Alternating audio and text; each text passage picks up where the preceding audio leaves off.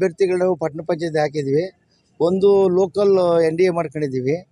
Remaining ಯಾವುದೇ NDA ಇಲ್ಲ. ನಾವು ಭಾರತೀಯ ಜನತಾ ಪಾರ್ಟಿಯಿಂದ 18 ಸೀಟ್ ಒಳಗೆ 16 ಸೀಟ್ ಗೆಲ್ತೀವಿ. ಅದರ ಸಂದೇಹ ಬೇಕಾಗಿಲ್ಲ. ಏನು ಕೆಲಸ ಕಾರ್ಯಗಳು ಮಾಡ್ತಾ ಇದ್ದೀವಿ. ನಮ್ಮ MLA ಅವರು ಧೀರಜ್ ಮುನ್ರಾಜು ಸಾಕಷ್ಟು ಕೆಲಸಗಳು ಮಾಡಿದ್ದಾರೆ. ಏನು ಸರ್ಕಾರ ನಮಗೆ ಕಾಂಗ್ರೆಸ್ ಸರ್ಕಾರದಿಂದ ಒಂದು ಕೈ ಕಟ್ಟಾಕ್ದಂಗಾಗಿದೆ. ಯಾವುದೇ ಶಾಸಕರಿಗೆ ಅನುದಾನ ಕೊಡ್ತಾ ಇಲ್ಲ. ಯಾವ ಕಾಂಗ್ರೆಸ್ನವರು ಈ ಭಾಗ್ಯಗಳು ಅಂತ ಕೊಟ್ಟು 52,000 ಕೋಟಿ ರೂಪಾಯಿ ಏನು ಅನುದಾನ ಕೊಟ್ಟಿದ್ರು, ಅದರಿಂದ ಡೆವಲಪ್ಮೆಂಟ್ ಕೆಲಸಗಳಿಗೆ ಸ್ವಲ್ಪ ತೊಂದರೆ ಆಗಿದೆ. ಆದರೂ ಸಹ ನಮ್ಮ ಶಾಸಕರು ಅನುದಾನ ತಂದು ಇರೋದರಲ್ಲಿ ಚೆನ್ನಾಗಿ ಮಾಡ್ಕೊಂಡ್ರೆ ನಮ್ಮ ಪಟ್ಟಣ ಪಂಚಾಯತ್ಗೆ ಯಾವುದೇ ರೀತಿಯ ಅನುದಾನದ ಅವಶ್ಯಕತೆಯೂ ಇಲ್ಲ. ನಾವೇ ಕ್ರೋಢೀಕರಿಸಿದ ಟ್ಯಾಕ್ಸ್ಗಳಿದೆ, ಅದರೊಳಗೆ ನಾವು ಡೆವಲಪ್ಮೆಂಟ್ ಮಾಡೇ ಮಾಡ್ತೀವಿ. ಏನು ಸಾರ್ವಜನಿಕ ಕುಂದುಕೊರತೆಗಳು, ಮೂಲಭೂತ ಸೌಕರ್ಯಗಳು, ಎಲ್ಲ ರೀತಿಯ ಸೌಲಭ್ಯಗಳು ಮಾಡೋಕ್ಕೆ ಸಶಕ್ತವಾಗಿದೆ ನಮ್ಮ ಪಂಚಾಯತಿ. ಬುಗ್ಗಾಗಿ ಸ್ಪರ್ಧೆ ಮಾಡ್ತಾಯಿದ್ದಾರೆ, ಓಟ್ ಹಾಕೋಕ್ಕೆ ಕಾತರಿತಿದ್ದಾರೆ BJPಗೆ. ನಾಳೆಗೆ ನಮ್ಮ ಲೋಕಲ್ ಪ್ರಣಾಳಿಕೆ ಏನು ಸರ್, ಡೆವಲಪ್ಮೆಂಟ್ ಅಭಿವೃದ್ಧಿ ನಮ್ಮ ಪ್ರಣಾಳಿಕೆ. ಅನೇಕ ಕಾರ್ಯಕ್ರಮಕ್ಕೆ ಮೊದಲು ರೂರಲ್ ಡೆವಲಪ್ಮೆಂಟ್ ಇತ್ತು. ಈಗ ಪಟ್ಟಣ ಪಂಚಾಯತ್ ಆಗಿರೋದ್ರಿಂದ ಆಶ್ರಯ ಯೋಜನೆ ಮನೆಗಳು ಆ ರೀತಿ ಕೊಡೋಕ್ಕೆ ಬರೋಲ್ಲ. ಗುಂಪು ಯೋಜನೆಗಳಿಗೆ ಕೊಡಬೇಕು. ಜಾಗ ನಿಗದಿ ಮಾಡಿಕೊಂಡು ಅಪಾರ್ಟ್ಮೆಂಟ್ ಥರ ಅವ್ರಿಗೆ 20-30ರಲ್ಲಿ ಮನೆಗಳು ಕಟ್ಟಿ ರೆಡಿಮೇಡ್ ಮಾಡಬೇಕು. ಆ ಕೆಲಸ ನಮ್ಮ ಶಾಸಕರು ಮಾಡ್ತಾರೆ. ನಿರಾಶ್ರಿತರಿದ್ದಾರೋ 10-20 ವರ್ಷದಿಂದ ಬಾಶೆಟ್ಟಹಳ್ಳಿ ಪಂಚಾಯತಿ ವ್ಯಾಪ್ತಿಯಲ್ಲಿ ಯಾರ್ಯಾರಿದ್ದಾರೋ ಅವ್ರಿಗೆಲ್ಲ ಒಂದು ಮಾಡಬೇಕು ಅಂತ ಹೇಳಿದರೆ ಮಾಡೇ ಮಾಡ್ತಾರೆ. ಯುವಕ ಈ ರಾಜ್ಯ BJP ಯುವ ಮೋರ್ಚಾ ಅಧ್ಯಕ್ಷರು, ನಮ್ಮ ಶಾಸಕರು ಒಳ್ಳೆ ನಾಲೆಡ್ಜ್ ಇದೆ, ಡಬಲ್ ಡಿಗ್ರಿ ತೊಗೊಂಡಿದ್ದಾರೆ. ಅವ್ರಿಗೇನು ಮಾಡಬೇಕು ಸಂವಿಧಾನಾತ್ಮಕ ಅಂತ ಚೆನ್ನಾಗಿ ಗೊತ್ತಿದೆ. ಅವ್ರ ಕೈ ಕೆಳಗೆ ನಾವು ಕೆಲಸ ಮಾಡೋಕ್ಕೆ ಖುಷಿ ಆಗ್ತಿದೆ. ಮತದಾರ ಬಂಧುಗಳು ಯಾರು ಕೆಲಸ ಮಾಡ್ತಾರೆ ಅವ್ರಿಗೆ ಓಟ್ ಕೊಡಿ. ರೆಸ್ಪೆಕ್ಟ್ ಆಫ್ ದಿ ಪಾರ್ಟಿ ಹೇಳ್ತೀನಿ ನಾನು. ಯಾರಿಗೆ ಕೊಟ್ಟರೆ ಅವರು ಕೆಲಸ ಮಾಡ್ತಾರೆ, ಒಂದು ಸಂವಿಧಾನಾತ್ಮಕವಾಗಿ ಅಭಿವೃದ್ಧಿಪಡಿಸ್ತಾರೆ. ಯಾರಿವತ್ತು ನಮಗೆ ನಮ್ಮ MP ನಮ್ಮವರು ಇದ್ದಾರೆ, MLA ನಮ್ಮವರು ಇದ್ದಾರೆ, ಇರೋದ್ರಿಂದ ಒಂದು ಸ್ವಲ್ಪ ಕೈ ಬಲಪಡಿಸ್ಬೋದು. ಈಗ ಏನು ನಾವು ನೋಡ್ತಾ ಇದ್ದಾರೆ 2.5 ವರ್ಷದಿಂದ ಯಾವುದೇ ರೀತಿಯ ಡೆವಲಪ್ಮೆಂಟ್ಗಳು ಆಗ್ತಾ ಇಲ್ಲ. ಬೆಂಗಳೂರಲ್ಲಿ ಆ ರೋಡು ಗುಂಡಿಗಳು ಎಲ್ಲ ಗದ್ದೆ ಥರ ಉಣ್ತಾ ಇದ್ದಾರೆ. ಡೆವಲಪ್ಮೆಂಟ್ ಮಾಡೋಕ್ಕಾಗಲ್ಲ. ಈ ಪುಕ್ಕಟ್ಟೆ ಸ್ಕೀಮ್ಗಳು ಕೊಟ್ಟರೆ ಡೆವಲಪ್ಮೆಂಟ್ ಮಾಡೋಕ್ಕಾಗಲ್ಲ. ನಾನು ಕಾಂಗ್ರೆಸ್ಗೆ ಅಂತಲ್ಲ, BJP ಇಂಥ ಪುಕ್ಕಟ್ಟೆ ಯೋಜನೆ ಕೊಟ್ಟರು ಅವರು ಮಾಡೋಕ್ಕಾಗಲ್ಲ, ದಳದವರು ಆಗಲ್ಲ. ಸ್ವಾಮಿ ದೇಶದಾಗೆಲ್ಲ ಅದೇ ಥರ ಹೇಳ್ತಾಯಿದ್ರು. What about Bihar? 243 ಸೀಟಿಗೆ ಎಷ್ಟು ಬಂತು NDA? 202 ಬಂತು. ಕಾಂಗ್ರೆಸ್ ಎಷ್ಟು ಬಂತು? 5 ಬಂತು ಅಲ್ವಾ? ಕೇರಳದ ರಾಜಧಾನಿ ತಿರುವನಂತಪುರಕ್ಕೆ ಎಷ್ಟು ಬಂದಿದೆ? ತಿರುವನಂತಪುರ ರಾಜಧಾನಿಲಿ ಕಾರ್ಪೊರೇಷನ್ BJP ಆಗಿದೆ ಮೊನ್ನೆ. ದೇಶದಲ್ಲಿ ಮೋದಿ ಅಲೆ ಆಗ್ತಾ ಇದೆ. ಯಾರು ಒಳ್ಳೆ ಸ್ಥಾನ ಇಟ್ಕೊಂಡು ಹೋಗ್ತಾರೋ ಅವ್ರಿಗೆಲ್ಲ ಇದೆ. ಮೋದಿ ಹಿನ್ನೆಲೆ ಗೊತ್ತಿರೋರು ಎಲ್ಲರೂ ಓಟ್ ಹಾಕ್ತಾರೆ. ಇವತ್ತೊಂದು ಪರಿಸ್ಥಿತಿಯಲ್ಲಿ ಪ್ರಪಂಚದಲ್ಲಿ ಮೋದಿನ ಯಾವ ರೀತಿ ರೆಡ್ ಕಾರ್ಪೆಟ್ ಆಗಿ ಸ್ವಾಗತ ಮಾಡ್ತಾರೆ ನೀವು ಪತ್ರಕರ್ತರು ಪ್ರಪಂಚಕ್ಕೆಲ್ಲ ಗೊತ್ತು. ಟ್ರಂಪ್ಗೆ ಎದುರಾಕೊಂಡು ಸರ್ಕಾರ ನಡೆಸೋದು ಎಷ್ಟು ಕಷ್ಟ ಅಂತ ನಿಮ್ಮೆಲ್ಲರಿಗೂ ಗೊತ್ತಿದೆ. ರಷ್ಯಾದಿಂದ ಆಯಿಲ್ ತೊಗೊಂಡು ಕ್ರೂಡ್ ಆಯಿಲ್ ಅಂದರು, ಕ್ಯಾರೆ ಮಾಡಿಲ್ಲ. ಯಾಕೆಂದರೆ ಗೊತ್ತು ವಾಟ್ ಈಸ್ ವಾಟ್ ಅಂತ. ನೀನು ಕೊಡಲ್ಲ, ಐ ವಿಲ್ ಗೋ ಇನ್ನು ಅನದರ್ ವೇ. ನಿನ್ನ ನಂಬ್ಕೊಂಡು ನಾನು ಬದುಕ್ತಾ ಇಲ್ಲ. ನನ್ನ ದೇಶನ ರಕ್ಷಣೆ ಮಾಡ್ಕೊಳಕ್ಕೆ ನಾನು ಯಾವ ದಾರಿ ಬೇಕಾ ಹಿಡಿತೀನಿ, ನಿನಗೆ ಸರೆಂಡರ್ ಆಗಲ್ಲ.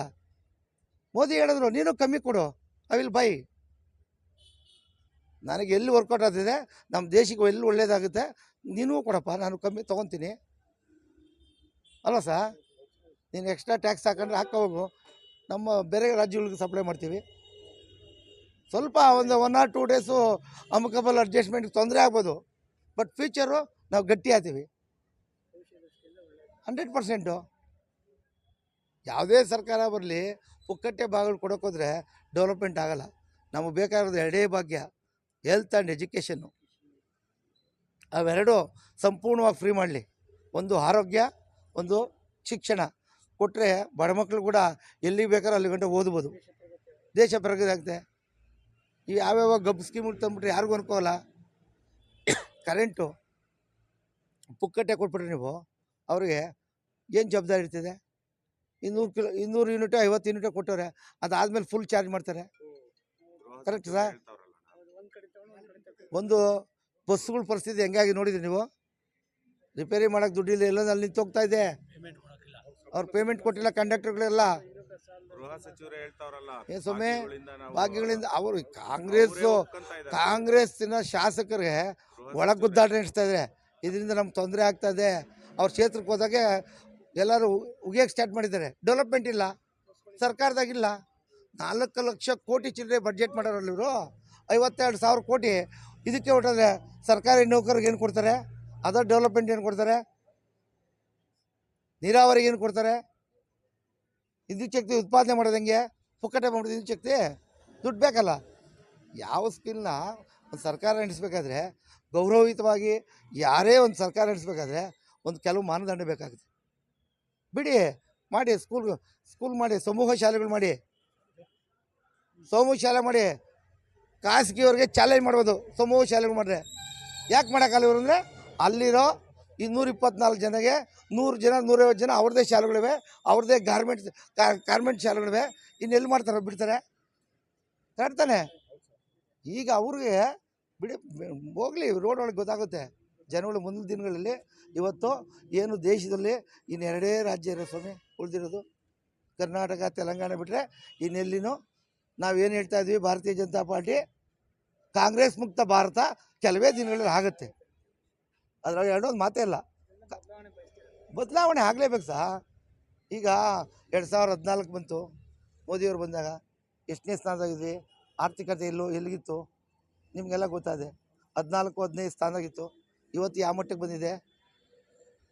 3ನೇ ಸ್ಥಾನದಾಗಿದ್ದೀವಿ. ನೆಕ್ಸ್ಟ್ ಬರ್ತೀವಿ,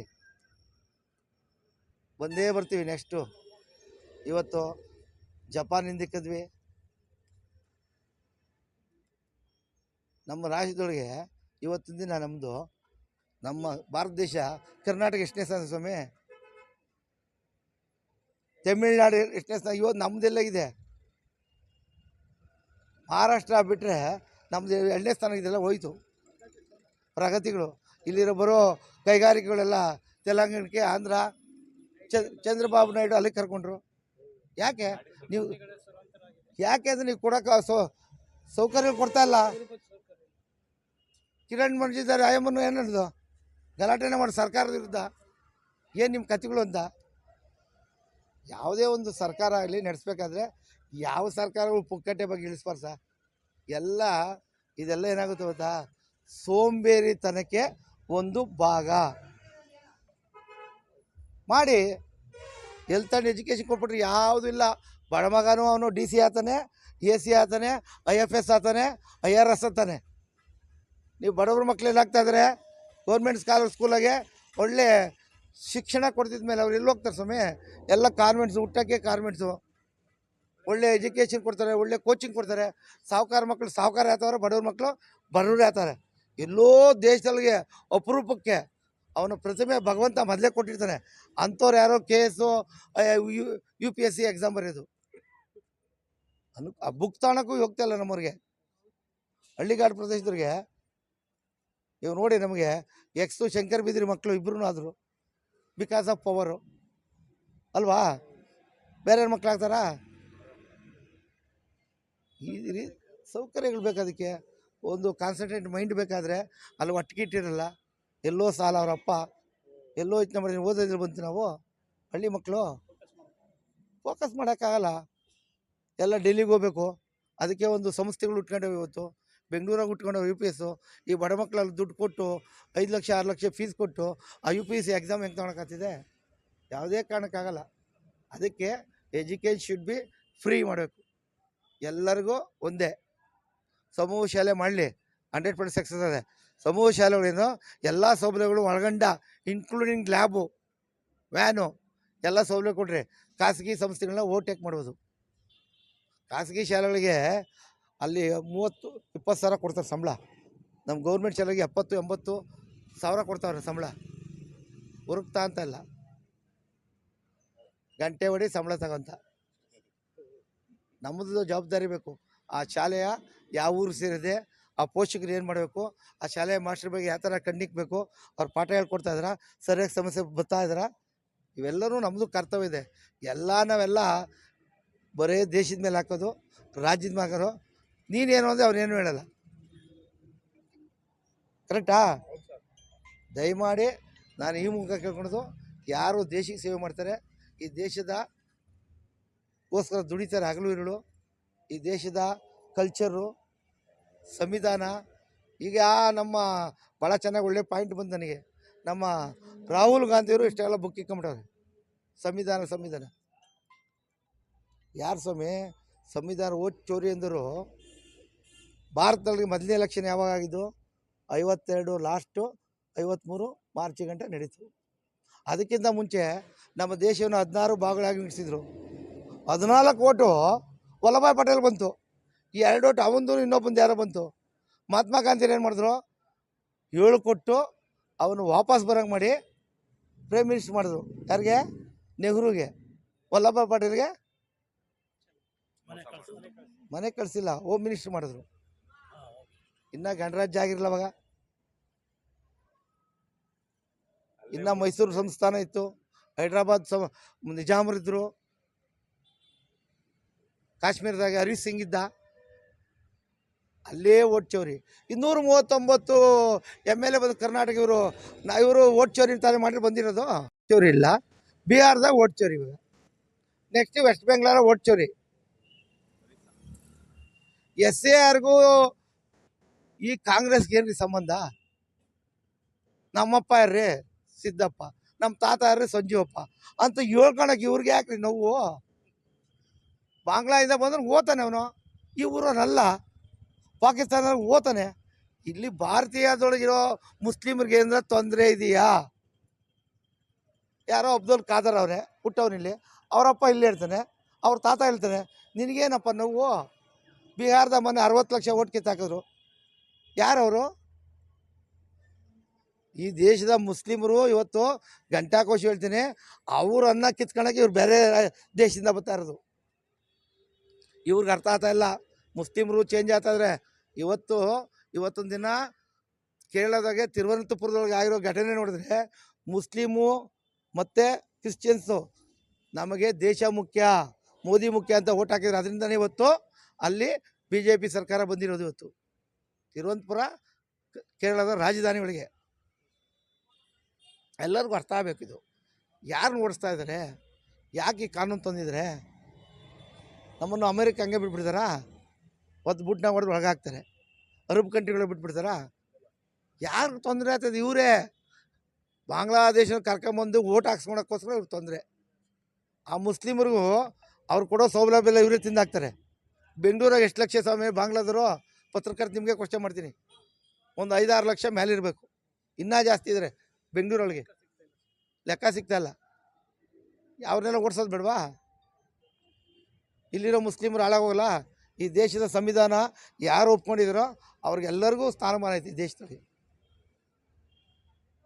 ವಿಧಾನಸೌಧಕ್ಕೆ ಪಾಕಿಸ್ತಾನ ಜಿಂದಾಬಾದ್ ಅಂದ್ಬೋದು, ಅದು ಒಳ್ಳೆಯದು, ಗುಡ್. ಅದೇನ್ರಿ? ಇಲ್ಲಿನ ಜಲ, ಇಲ್ಲಿನ ನೆಲ, ಇಲ್ಲಿನ ಗಾಳಿ, ಇಲ್ಲಿಂದ ಭಾರತ ಮಾತೆ ಅಡಿಯಲ್ಲಿ ಇದ್ದು ನೀನು ಯಾಕಪ್ಪ ಪಾಕಿಸ್ತಾನಕ್ಕೆ ಹೋಗು, ಅಲ್ಲೇ ಹೋಗಿ ವಾಸ ಮಾಡಿರಿ. ಪಾಕಿಸ್ತಾನ ಪರಿಸ್ಥಿತಿ ಪತ್ರಕರ್ತರು ಗೊತ್ತಿಲ್ವಾ? 50-55% ಊಟ ಇಲ್ಲ ಅಲ್ಲಿ.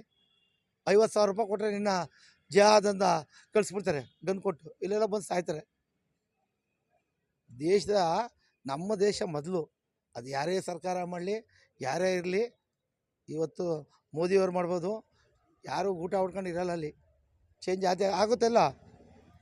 ಇಂದಿರಾ ಗಾಂಧಿಯವರು 17 ವರ್ಷ ಮಾಡಿದ್ರು, ರಾಜೀವ್ ಗಾಂಧಿ ಮಾಡಿದ್ರು, ನಮ್ಮ ಸಿಂಗು 10 ವರ್ಷ ಮಾಡಿದ್ರು, ನರಸಿಂಹರಾವ್ 5 ವರ್ಷ ಮಾಡಿದ್ರು ಅಲ್ವಾ? ಯಾರು ಕೆಲಸ ಮಾಡಿಲ್ಲ, ಜನ ಕಿತ್ತು ಒಗಿತಾರೆ 100% ತಾನೇ. ಇವರಿಗೆ ಆ ಕಾಳಜಿನೂ ಇಲ್ಲ. ಸುಮ್ಮನೆ ಸಂವಿಧಾನ ಅಂತ ಹೇಳ್ತಾರಪ್ಪ. ಸಂವಿಧಾನ ಬರೆದವ್ರು ಯಾರು ಸ್ವಾಮಿ? ಅಂಬೇಡ್ಕರ್ ಅಲ್ರಿ. ಸಂವಿಧಾನ ರಚನೆಯ ಅಧ್ಯಕ್ಷ ಯಾರು ಸ್ವಾಮಿ? ಅಂಬೇಡ್ಕರ್ ತಾನೇ. ಅವ್ನು ಸತ್ತ ಯಾಕಪ್ಪ ಸ್ವಾಮಿ? ಡೆಲ್ಲಿಗೆ ಉಣಿಲ್ಲ. ಅವ್ರ ಹೆಂಡ್ತಿಯ ಕಾರ್ ಮಾಡಿ ಇಲ್ಲಿ ಮಾಡಿದ್ರೆ ಅವನೊಬ್ಬ SC, ಅವನೊಬ್ಬ ಲಾಸ್ಟಿಗೆ ಬೌದ್ಧ ಧರ್ಮ ಕಿರುಕುಳ ತಾಡಿದ ಸರ್ಕಂತಾರೆ. ಯಾಕೆ ಸ್ವಾಮಿ ಡೆಲ್ಲಿ ಬಾಂಬೆ ಬೀಚ್ ಒಳಗೆ ಉಣಿದ್ರು?